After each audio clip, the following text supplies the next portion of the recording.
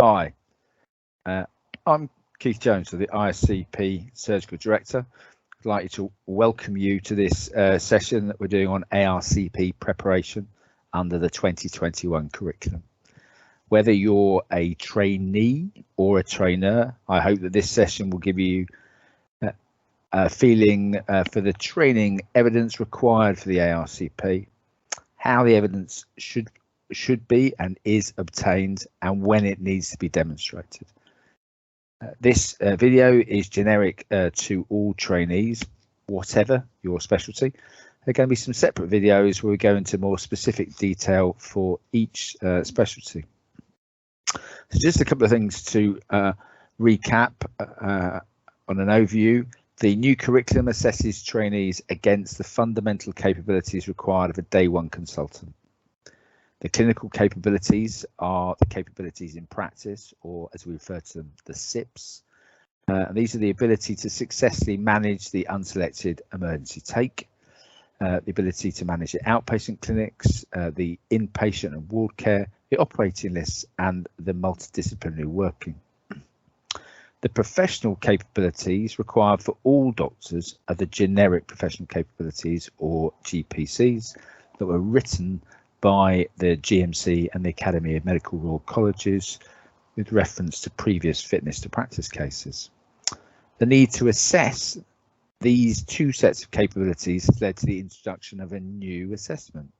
Now that, as you know, that is the Multiple Consultant Report, or MCR. The MCR is now the primary workplace-based assessment.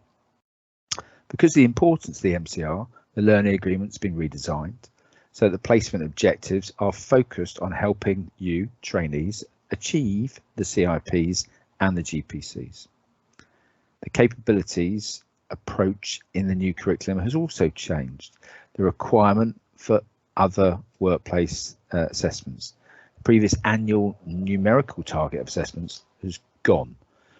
So you no longer have to achieve X number of workplace assessments, but you will need to record, if you're a core trainee, sufficient KECs and DOPs by the end of core training to demonstrate the learning of critical skills. And if you're a higher specialties trainee, sufficient KECs and CBDs related to the critical conditions and PBAs related to index procedures, but you only have to do this by the time of certification to demonstrate the appropriate learning. The critical conditions and the index procedures are of fundamental importance to safe practice. Therefore, while the ARCP continues to serve the same purpose of deciding whether trainees can progress to the new level or phase of training as a result of the new curriculum, the portfolio evidence required for the ARCP will be different from the previous curriculum, and the purpose of this session is to describe those differences. So I've moved the slide on now to the assessment system. It's that is the heart of the curriculum. It ensures that there's an appropriate balance between formative and summative methods, and those are chosen on the basis of their validity, reliability, feasibility, cost effectiveness, the opportunities for feedback, and the impact on learning. Be reassured they're based on good research and evidence. So in this framework, there are mandatory assessments and optional assessments. The mandatory ones obviously must be demonstrated in each placement, and they include the aforementioned multiple consultant report, the MCR, and parallel to that you as trainees do, the self-assessment. For core trainees, KECs and DOPs are assessing the critical skills, and they're shown in Appendix 3 of your curriculum. For specialty trainees, the KECs, CBDs and PBAs to assess the critical conditions and index procedures are shown again in Appendix 3, but also Appendix 4 of your curriculum. The other mandatory assessment requirements are the multi-source feedback, the MSF, looking at getting feedback from different people than the multiple consultant report and looking at different aspects of training. And of course, mandatory at some stage will be the achievement of the specialty board exam. So the new MCR is undertaken twice in each placement, ideally. Although the midpoint is optional, we strongly recommend that they occur in placements of 6 months or longer placements because they enable the trainers to highlight areas that a trainee may need to address at the time early enough to be able to take action, whether it's an issue of trainee development, trainee availability, or arrangements in the placement. The optional assessments include the assessment of audit and the observation of training. Now, they may be triggered by trainees where they feel learning is required. At least one of these in each training year would be good. Or they may be triggered by trainers if targeted training is warranted, and that may be fed back in an MCR. This framework of evidence in trainees' portfolios is designed that trainees are assessed in different training situations. The assessments need to include a range of views that consultants, trainee peers, and the multi-professional team. The more balanced your portfolio, the more confident the ARCP panel will be in how you as a trainee are performing.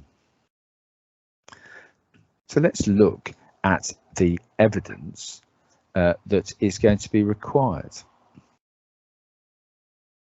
So there are the completed learning agreement, and that includes the final review and AAS report. Now, that is going to be difficult in relation to ARCP timing. So maybe if your ARCP is at the start of your second placement, you'll be using the completed learning agreement from the previous placement. So let's talk about those. Learning agreement. It's vital to have a meaningful learning agreement setting out what is needed to be learned, how it will be learned, what evidence demonstrates it has been learned, and it doesn't mean it needs to be particularly lengthy. And the new learning agreement interacts with the MCR, and it includes space to agree the support that trainees will need, and trainees should ask for what they need. In fact, it's quite a good thing for trainees to be filling out that component of the learning agreement. And if support you need is written down, it's more likely to happen, and the support isn't provided, then you could help you justify a lack of progress at your ARCP meeting. So the next aspects of the mandatory evidence required are the work-based assessments. So as you know, we've talked again of KECs and DOPs for critical skills at core, KECs, CBDs for critical conditions and specialty training, PBAs for index procedures and specialty training. For core, those KECs and DOPs, the indicative numbers are in Appendix 3 of your curriculum. For specialty, the KECs, CBDs and PBAs indicative numbers are different per specialty, but are in Appendix 3 and Appendix 4. These numbers were set out for each phase or by certification. And you could further divide these numbers into placements to give yourself a target number to work to, or you may have undertaken that as an agreement as part of your learning agreement. So to make sure that you have the assessments that cover all aspects of your working, be that in the clinic, the ward, the theatre, and you may, to ensure that it represents all aspects of working. So as a vascular consultant, I might expect that a PBA would be undertaken by a trainee undertaking an endovascular procedure in the IR suite, and that may be undertaken by an IR consultant, showing collaborative working and covering the CIPs of not only operating list and running, but also multidisciplinary working. And that would be undertaken for one of the index procedures in endovascular cases. It also is important to have undertaken an MSF, the multi-source feedback. You just need to do one per year. In your learning agreement, agree with your AES who your MSF raters should be, or you can choose them, and have your MSF, your AES support for who you use to ensure your MSF is seen as robust. And that can be looked at and will be visible to the ARCP panel. You'll see the next point I've marked is up-to-date logbook. That should be demonstrating good progression, good progression of numbers, but a spread of procedures and showing progress in your levels of supervision. Now, there are also some optional evidence for each of the placements that relates to a midpoint MCR and a midpoint trainee self-assessment and other work-based assessments that may be used to support MCR feedback. So the consistent factor there in relation to the MCR. So what you do need to have at evidence is a final completed multiple consult report, because then that allows your final learning agreement to be closed. So you as trainees don't drive the MCR because its assessment system has been designed to be sequential, and the delay in one part of the sequence could impact on the next part delaying, for example, the time of completion of the learning agreement. So that MCR does need to be undertaken, then the learning agreement undertaken. And the provision of the MCR, so if you have problems that are out of your control, you can highlight these to your AS or your TPD by using a reflective template, which we have provided in our frequently asked questions on the ARCP, and that is there to communicate any mitigating factors or extenuating circumstances. You can upload this under miscellaneous in other evidence section of your portfolio. Your final self-assessment, you should have ensured that you've completed the self-assessment, and you should keep in mind abilities such as the knowledge and keeping up to date relationships with patients or multidisciplinary team, organisational skills, insight, knowledge of your limitations and reflective practice and working with clinical governance, and reflect upon those completely through your self-assessment. And then that, when you do your final learning agreement, will be compared against what the consultant body within the MCR think. And it's very important to have got that feedback, and you may well be discussing that feedback at your ARCP. So what other optional evidence we go to related to the placement? While other assessments are optional, you should show a spread of activity. So look at the other evidence section of the ARCP and see how far you could utilise each category. So reflections on practice, projects of quality improvement, and they're also important relation. Remember that they are discussed and represented within the GPCs. Presentations saying whether or not they're local, regional or national or international, and how that might relate to your research. Teaching or assessing others, and if you've got feedback, to show feedback, and also private study projects and presentations. In relation to research, there are certification requirements. There's also the GPC requirements.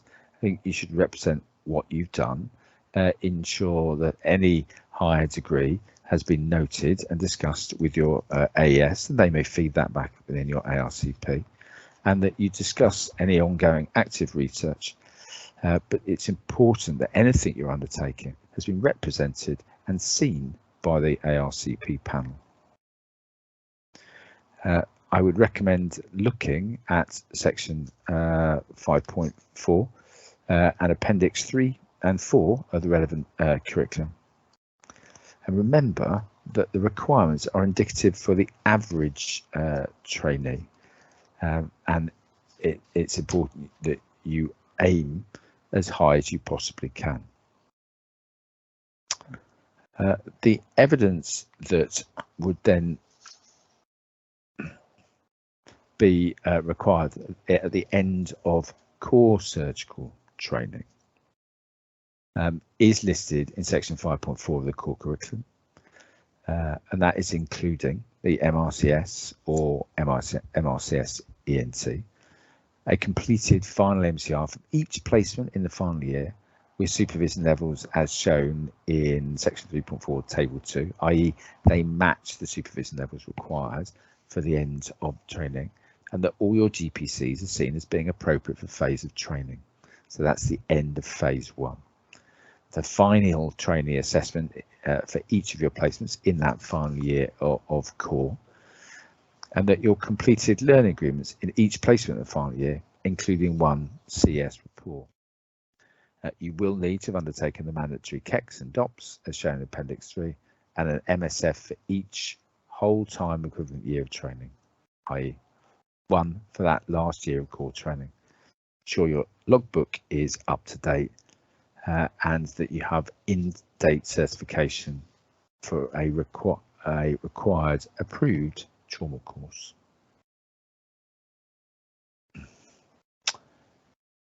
For the completion of hire, you will of course had the MRCS or for specialty curriculum, and so look at relevant 5.4 of the curriculum.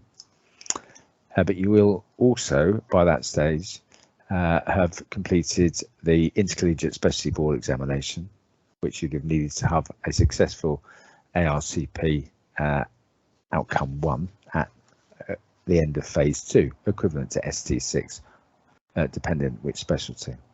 The final MTRs in each placement in the final year should all show level 4, equivalent to day 1 consultant, or 5 above that day 1 consultant in the CIPs, and all the GPC domains should be marked as appropriate for phase. The final trainee assessments, that's what that you do, should be completed for each placement in the final year, and again you're expecting to see yourself assess yourself as at level 4 or 5. Each placement needs a completed learning agreement. You'll need to have undertaken the required KECs or CBDs for the full range of critical conditions and the required numbers of PBAs that are indicative for the index procedures. There would need to be an MSF for the equivalent final year of training, and you'll need to present an up-to-date logbook. Your research and evidence-based projects would need to be discussed. Look at the certification requirements within your specialty, and there are 4 clear points. I need to ensure that those are represented. You may wish to discuss this with your AES beforehand, and certainly discuss it at earlier years ARCPs.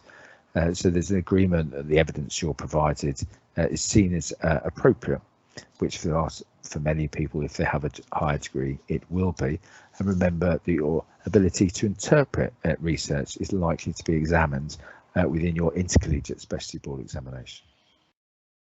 If you have audit and quality improvement projects, they should be represented and provided for the evidence of the ARCP panel, as should any teaching, be it training and structured feedback, also provided. Evidence of health service management and leadership, i.e. courses undertaken, should be documented. In paediatric surgery, you'll need to APLS, whereas for other surgical specialties, in-date ATLS certificate or equivalent should be provided, the exception there being urology. Do document your attendance at national and international meetings, and ensure, looking through the syllabus within your specialty, that you have covered the breadth in relation to clinical experience, and that you feel and can demonstrate competence in the breadth of operative experience. So still, when you're going to ARCP, ensure that there has been progress through the placement. You'd have started with the objective setting. Now, at that point, you'd have set up your learning agreement. Not only is that an opportunity to set the specific objectives, but it gives you a specific brief to work to. You'd at that point be choosing who the most appropriate lead clinical supervisor and clinical supervisors would be in relation to your next MCR, and you'll be able to review the last MCR and your self-assessment in comparison, so that you can set your targets for development. Subsequently, once that objective setting learning agreement is signed off, the lead clinical supervisor would be able to set in motion the midpoint MCR, and you will be able to set in motion your midpoint self-assessment. The midpoint review would therefore occur after that midpoint MCR, and it will be able to feedback, ensure that everything is progressing well.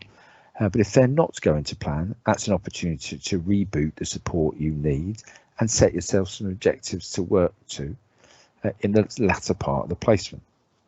And the final meeting, therefore, would occur after the final MCR. And that learning agreement meeting is important to the AS to be able to complete the report and be able to give feedback in comparison between the final MCR and your final self-assessment. So the more evidence that is collated in your portfolio, then the more scope the AS has to report. So in between those defined learning agreement, there are training events and workplace assessments that are done on a regular basis. The indicative numbers are likely to be in place at the end of the programme.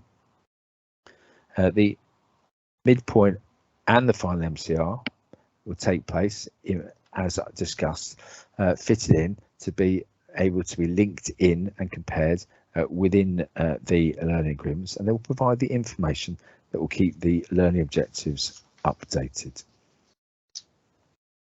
So now that we're finishing, just to conclude, hopefully this has provided you with a generic overview of the evidence required for the ARCP. But remember to look at the specialty sections and the appendices within your curriculum. And we're going to provide you with some specialty specific videos that say more about the evidence that you need to be gained in each training phase and what those critical progression points and those certificate requirements are for your specialty. And we'll also cover how you as trainees can evidence all those critical conditions and index procedures. So I hope that's been helpful, and best of luck in your ARCP.